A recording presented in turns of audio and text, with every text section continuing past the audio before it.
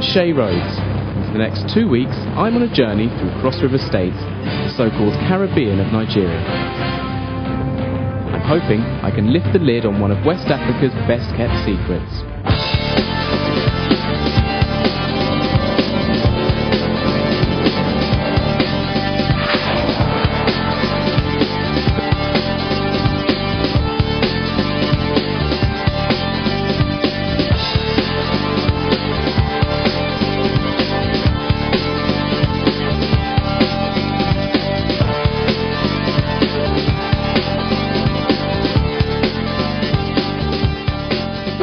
To Cross River States.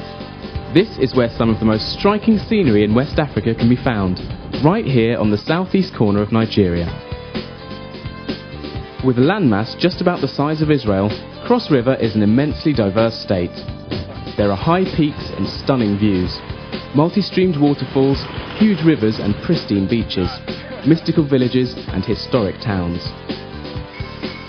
There are also around 5 million species of plants and animals, including several rare varieties of primates, as well as migratory and resident birds. With one of the longest canopy walkways and super cable cars in Africa, Cross River is leading the rest of Nigeria in creating a tourist-friendly state. I don't think I've seen a national flag quite as large as that one, but to be honest, it's quite appropriate, because Nigeria is the most populous country in Africa and the richest in sub-Sahara. There are over 250 different cultures here, making it one of the world's most culturally diverse places. And yet, Nigeria is one of the least travelled tourist routes in Africa. Despite dramatic recent changes, most people still associate Nigeria with the old image of Lagos rather than the new one of Abuja. For many years during military rule, the tourism economy in Nigeria suffered. Westerners came here for business, not pleasure, but much appears to have improved since civilians took over in '99. A lot of work has gone into building infrastructure to support tourism here. It's early December, and for the next 2 weeks, I'm here to find out if those days have indeed become a distant memory, and if Cross River States can help put Nigeria firmly on the tourist map. My journey begins in the historic capital Calabar, in the curve of the West African shoreline.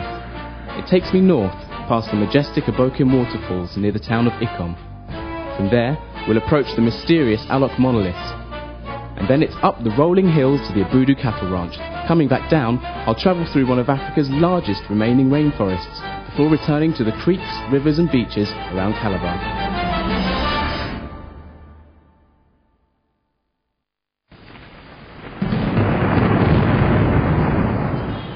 So this is my hotel, the Mirage, about a 10-minute walk from the Calabar city centre. It's a nice hotel, beautifully decorated with some of the local arts and crafts of the region. A single room like mine will cost you around $70 a night.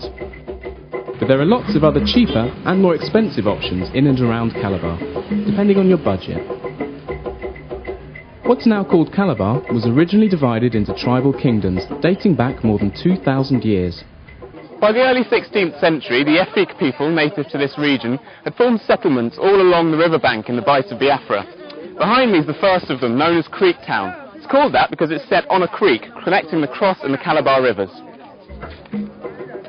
Calabar was a major slave trading port from the 17th to the 19th centuries. The government has built this marina to commemorate and immortalise Calabar's unique place in world history. And they're hoping that of the thousands of backpackers and tourists who come here, many will be Black American and Black Caribbean people who are coming back to see where their descendants came from. Many local Calabar chiefs made massive profits as slave traders. The likes of King Ao Honesty, who built this mansion in Creektown some 300 years ago, became very rich and very powerful.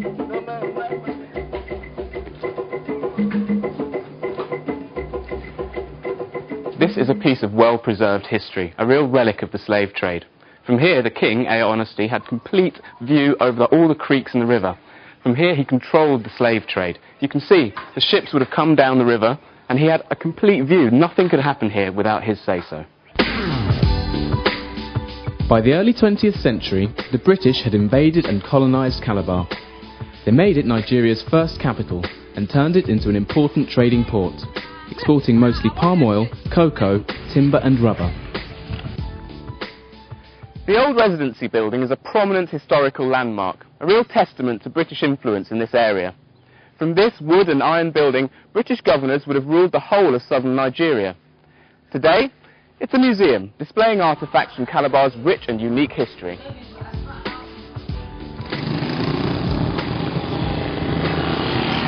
With the end of slavery in the 19th century came a wave of Presbyterian and Methodist missionaries.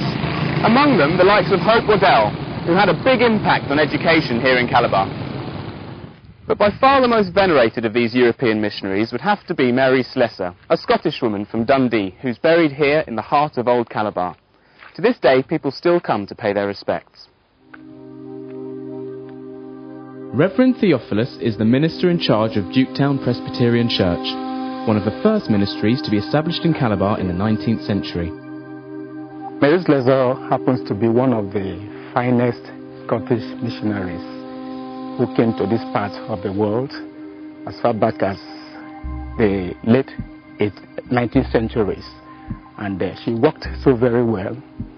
She has affected many lives, especially she stopped the killing of twins. So before she came, it was customary for twins to be killed, both of them? Yes. There was that custom that a woman that gives birth to 2 children at a time, the children will be killed, including the mother.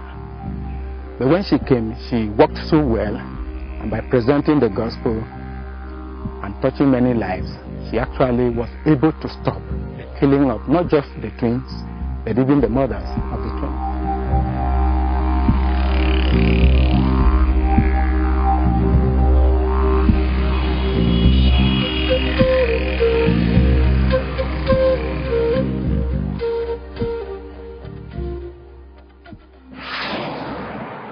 There's a really interesting story here which emphasises the long and historically cordial relationship between Calabar and Britain.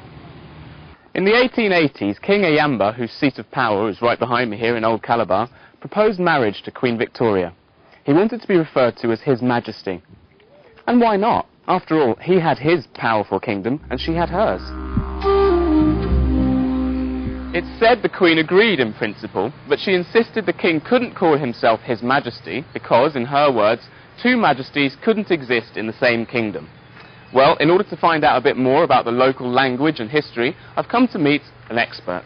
Hi, good morning. Good morning. Welcome. Thank you. So can you tell me, first of all, why is it that when people first came in the 17th century that the local people were able to speak English? It is because of the history of long periodic contacts with the Western world. Before the white man actually came to settle down, there had been adventures and forays along the west coast of Africa, and our parts here were definitely frequently visited because the waters were friendly, hence the name Kamba, which was now corrupted to Calabar. So there had been that contact on and off. Right. I hear there's a connection between the Efik language and Hebrew. And yes, there is. There is, even to this day, there is palpable evidence of some of our words which are traceable to, the Hebrew language. Is there any examples? Shilluk language of the, for example, nor me is give me or give it to me. There's a variant. Even the numerals, 1, 2, 3, 4, 5, and so on. You have almost exactly the same. One is tiet. They also call it tiet. Iba, they call it iba. Ita, they call it ita. Inang, they call it inang. Itun, they call it. And then from 6, it begins to change a bit. The Efik people also evolved a hieroglyphic form of writing many centuries ago, known as Insibidi. It was used as a means of communication by members of Ekpe society, a very important traditional cultural authority here in Cross River State. The society used to be responsible for law and order in Old Calabar and was feared and revered.